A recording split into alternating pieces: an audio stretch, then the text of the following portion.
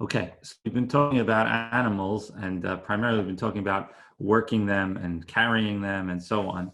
And the next topic that we don't get so involved in the normal sense, but that actually impacts a lot of things that we do is the milacha. And remember, there's 39 milachot. There's 39 actions that we're forbidden to do. So one of the milachot is latsud, sedah, which means to hunt, literally.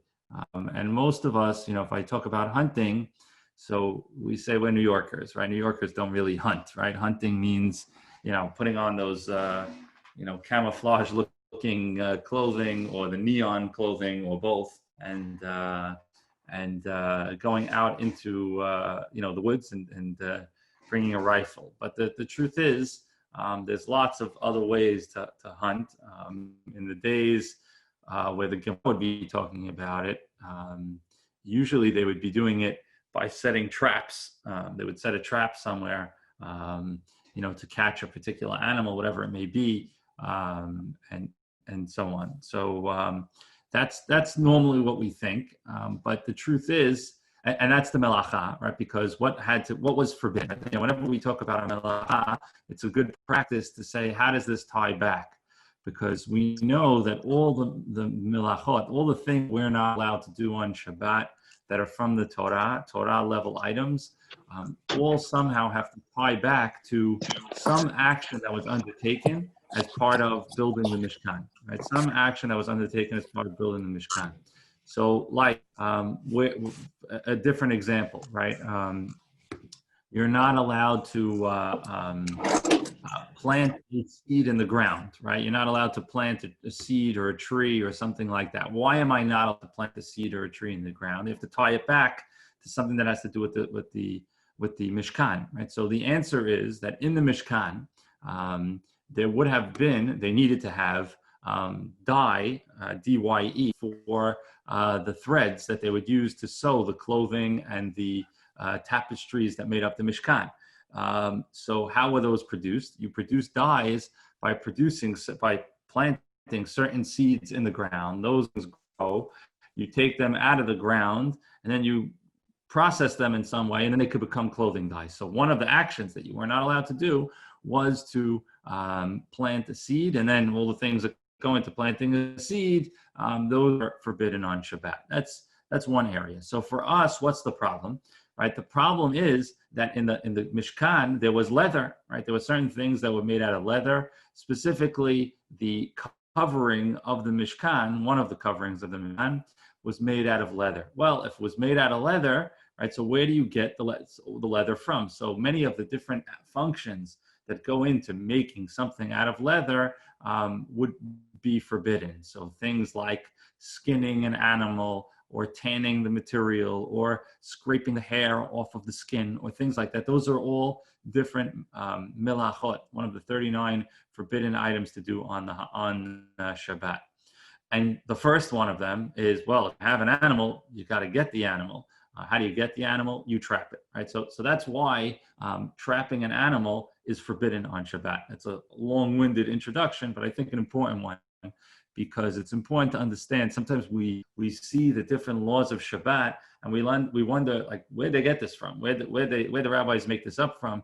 It's actually, not rabbinical. It's from the Torah, and it has to do with the fact that the Mishkan is the source, or the process of building the Mishkan is the source of where we get all the forbidden actions that we're not allowed to take. So that's the short of it. So now we're going to get into hunting again, not necessarily hunting the type that we associate with, that we don't do, but a different thing, as we're going to see. Sedah. So hunting is called latsud, right? Like you may remember about Esav, when the Torah describes him, it says sayid bifiv, right? That he has hunting in his mouth, right? Again, that's the word that we're using. Sedah, hunting or trapping, himavot melachot. It's one of the 39 primary forbidden actions that we're not allowed to do on Shabbat. If we trap an item or hunt an item, catch an item, that this is the way of the world to catch it. Hayab b'mezid skila. And for doing that action, if there was a bet din and whatever else, this is the action that you'd be violating the Torah law, and with witnesses and everything else, you'd be chayav skila, which is to be stoned. Of course, we don't do it that way, but that, just for a level of problem. If you do it by mistake, you didn't know it was allowed, so then that would be your chayav korban. Did someone have a question or no? Yeah, Rabbi, Yeah. Does that mean that if it's not Shabbat, then hunting's allowed, or is that a separate conversation? So depends on what you mean by hunting, right? If you mean what today is called leisurely hunting, what we associate with, Texas and things like that, we could do a class on that. My answer is probably not. I say probably, but almost definitely. There's a number of we actually teach this in FLAP, just as part of the junior year curriculum. We have a couple of statements by our rabbis talking about whether you can go hunting, or also the dog fighting, bull fighting, whatever they call those things, the matadors and all that other stuff. And basically, most opinions say that is, if not forbidden, at least frowned upon. So I'll say basically no, but are we allowed to go out and catch a bird so that we can can I trap a wild turkey so that I could eat it on for Shabbat? To that, the answer would be yes. If you set up the net, the cage, the whatever it may be, yeah, that's how we get that. That's how we get animals. They start in the wild and we catch them. So it's really more about the second that we're talking about. בצעדה הייתה במשכן שהיו צריכים חילזון לדמו לצבוע בו תכלת והיו צדים אותה. Okay, and as we said, they needed to catch animals for their skin, for the mishkan, or according to some opinions, they used certain animals for their dye as well. Very famously, right, we know that the techelet, right, that we have on the tzitzit was also used in the mishkan. And where did you get that dye from, the blue dye? It came from a certain type of sea creature called the chilazon. What that chilazon is a whole conversation in of itself. But for those of us, I see IG, I know IG was with us, but when we went one of our Israel trips, 2004, with the shul, so one of the things we did was to go snorkeling in the Mediterranean, to go and get these, little snails, I guess you'd call them, for which they make techelet. So to do that is trapping, right? You're going in the sea, you're taking your hands or some tool, and you're scooping up a whole bunch of snails. You're trapping them. That would be the forbidden melacha. We're going to talk about what all the things have to go into it, but obviously you could see fishing would be a problem. On Shabbat, would not be allowed to be done. Fishing is a version of hunting, trapping, and so on. Okay. He says like this: Hatzad sipor dror lemigdal shehu nitzod bo v'shar tziporim utzvi labayit o lebibar shehem nitzodim bo chayav im eno nitzod bo patur aval asur. He says so. If you trap a bird that's flying around, it's a free bird, into some version of a tower, a net, a trap, or even into your home or something like that. If that's the normal way to catch that item, so you have violated the Torah violation. If it's not the normal way to catch that Torah item, then you violated a rabbinical decree. Meaning, the main thing you're not allowed to do is to hunt, what you might call professionally. So to use the material that you use. So however they normally trap a bear, a cow, a bird, a dog, or what have you, if you use that normal way to trap it and to catch it and so on, right? So then that is a problem from the Torah. Says, but very often you could catch something in a different way, right? So like what might be a different way, right? Like a bird could fly into my living room, right? And I don't know why I would want to keep the bird in my living room, but because it's gonna, dirty the rest of the room, right? If you've ever had this experience, we have. So if instead of opening the window and letting it fly out, right, I close the window and say, got him, right? He's in our house, right? I've now violated the law. I've trapped the animal because it can't get out, but I have not violated the Torah law. Why? Because that's not how you catch a bird, right? You catch a bird through however they catch birds. That's not how you catch birds, right? So, but this does run into questions of, which we're going to address, is can I, if this were to happen, do I have to leave my door open or something like that? So we're gonna get to that. Okay. So he said that's actually the next halacha. He says sipor shenichnas labayit derech hapetach or hachalon. He says, so let's say a bird got into your house, and if you've ever had this experience, which I have, it's a lot of fun. Birds, squirrels, we've had. So even though it's not trapped there, right? Meaning it can get out. You should not close the door or the window. You want to let the bird out. He says,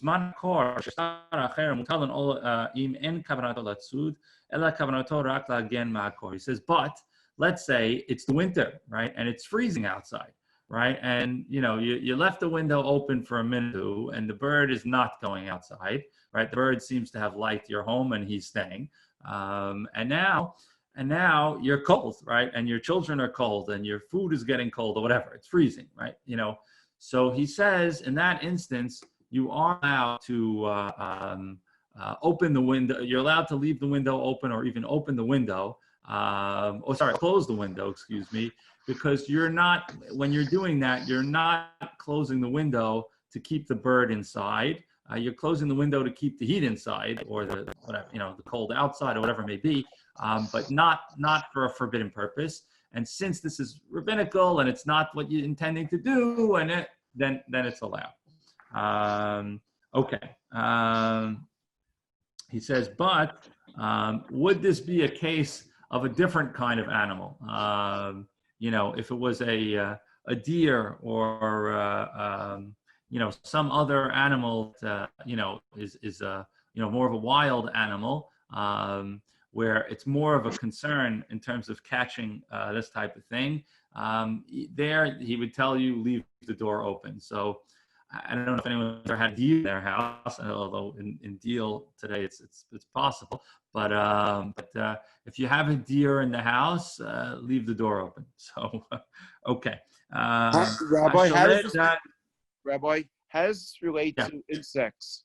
Flies, insects. Good. Insects is we're gonna get to. So that's yes, good question. Yeah, no, we're gonna get to insects.